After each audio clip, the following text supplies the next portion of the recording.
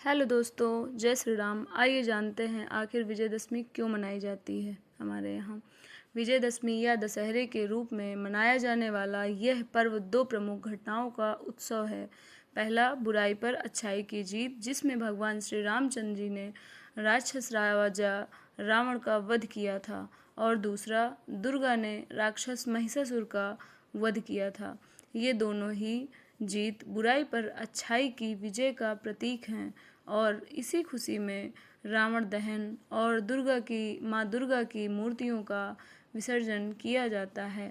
अपने यहाँ दुर्गा मैया लाई जाती हैं और 9 दिन तक उनकी पूजा की जाती है, फिर 10वें दिन उनका विसर्जन होता है।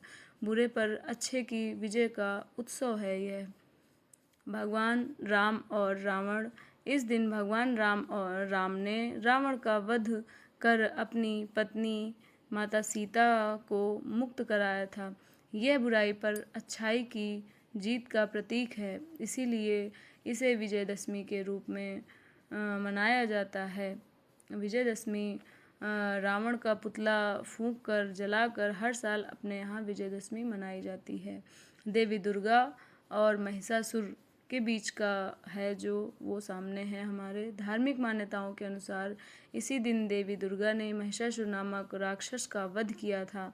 यह भी बुराई पर अच्छाई की विजय का प्रतीक माना जाता है।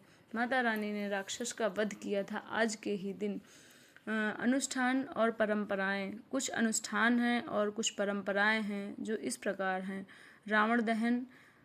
इस दिन रावण के पुतलों का दहन किया जाता है, जो बुराई के विनाश का प्रतीक हैं। इसीलिए अपने यहाँ रावण को जलाया जाता है, या कह लें उसका दहन किया जाता है। माँ दुर्गा की प्रतिमाओं का विसर्जन।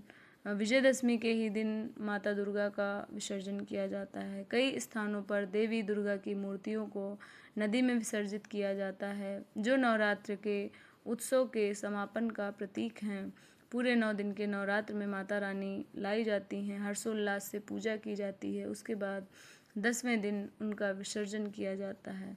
और एक मान्यता यह भी है, अस्त्र शस्त्र पूजा।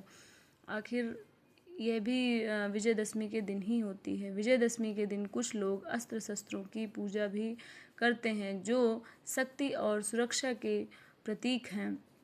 सोने का आदान प्रदान। कहीं पर यह भी प्रचलन है कि लोग सोने का आदान प्रदान भी करते हैं। महाराष्ट्र में लोग आपटा पेड़ की पत्तियाँ, आपटा एक पेड़ होता है जिसकी पत्तियाँ एक दूसरे से आदान प्रदान करते हैं, जिसे सोने का प्रतीक माना जाता है। ऐसा महाराष्ट्र में होता है। और भी अन्य कई महत्व हैं, वो इस प्रकार हैं। खरीफ की फसल की कटाई। जो खरीफ की फसल होती है, कहीं कहीं पर किसान उसकी कटाई भी करते हैं। यह त्यौहार खरीफ की फसलों की कटाई के समय आता है, जब किसान अपनी फसलें खेतों से बाज़ारों में लाते हैं और उनको अच्छी लागत पर बाज़ार में लाकर बेचते हैं। अशोक विजयदशमी। विजयदशमी को एक अन्य पर्व से भी मनाया जाता है, जिसे अशोक विजयदशमी कहते हैं।